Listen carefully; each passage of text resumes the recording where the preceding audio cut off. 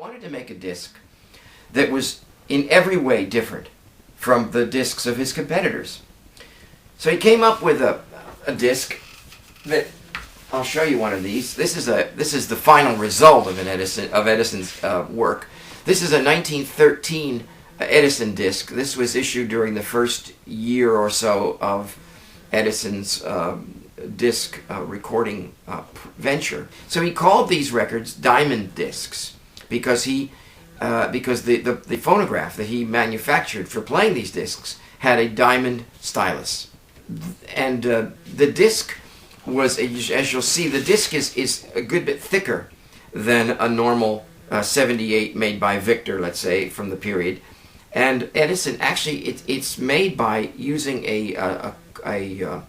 by laminating two pieces of plastic on either side of a center core that was made out of pressed wood. And Edison hoped that this kind of a disc would prevent unwanted sonic resonances to be picked up by the player, and would also prevent this construction of a disc would prevent it from warping as other discs warped. It's interesting. Edison was really much more concerned with the technology than he was with the music, so to speak. And Edison really, I suppose he would be, today he might be considered the first audio nerd or audiophile, because he really was concerned. He wanted to produce a record that had the best possible sound that you could get. And Edison recordings do have a wonderful sound. Edison managed to come up with a way to record singers so that their voices were able to be reproduced to such a high quality that they really did sound far better than any other acoustic recordings of singers made by any other record company. And when you hear an Edison recording from this period, I think if you're used to hearing other acoustic recordings, you'll be very surprised how lifelike these Edison recordings sound.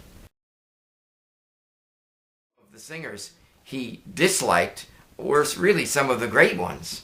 For example, Edison hated any singer who had what he called too much tremolo.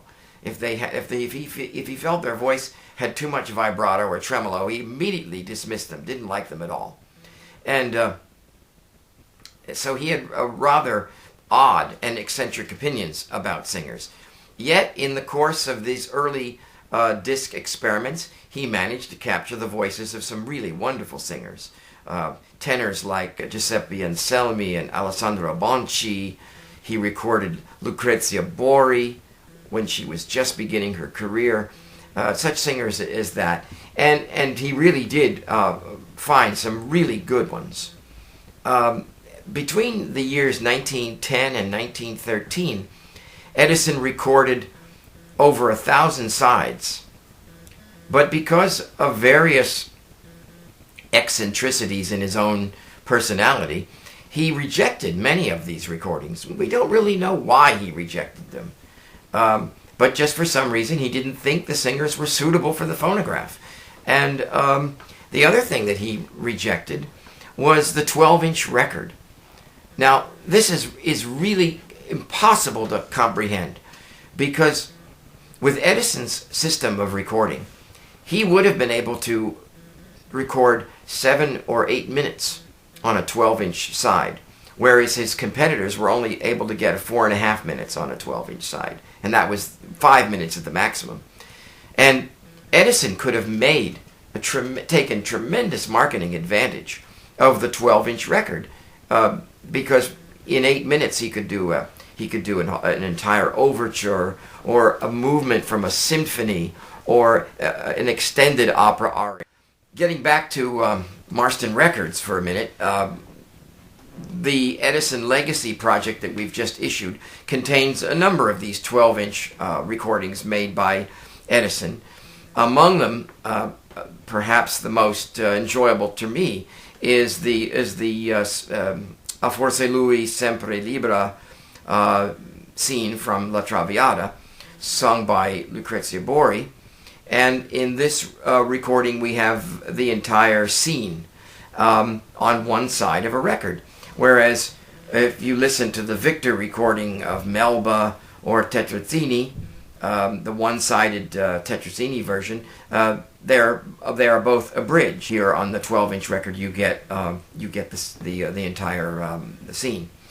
And a number of the 12-inch recordings heard here are absolutely fascinating recordings by, especially, well, there's one by Marie Rappold that's really quite lovely, the Michaela's aria from Carmen. Also, several of the Carolina White recordings heard on our Edison Legacy issue are from 12-inch masters. With this extended time available to the singer and the conductor, the tempi of the recording didn't have to be rushed, which is another great advantage to this. But there's no reason to take my word for it. I'd like you to hear some samples of the wonderful sonic achievements of Thomas Edison in these unpublished recordings.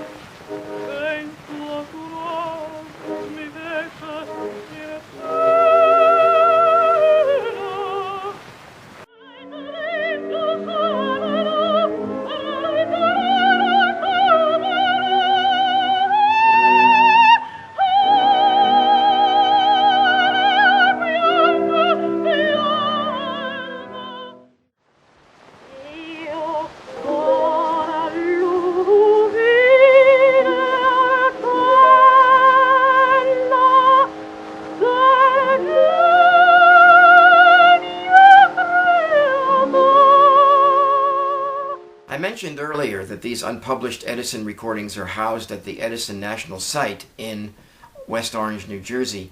And in connection with that, I'd like to thank Jerry Fabris, the curator of the Edison Museum there, for his tremendous help on this project. In fact, without his help, this project would never have happened, because we only press 1,000 copies of these CDs, and when they're gone, they're gone. And just think of it as a transfer from my studio to your listening room.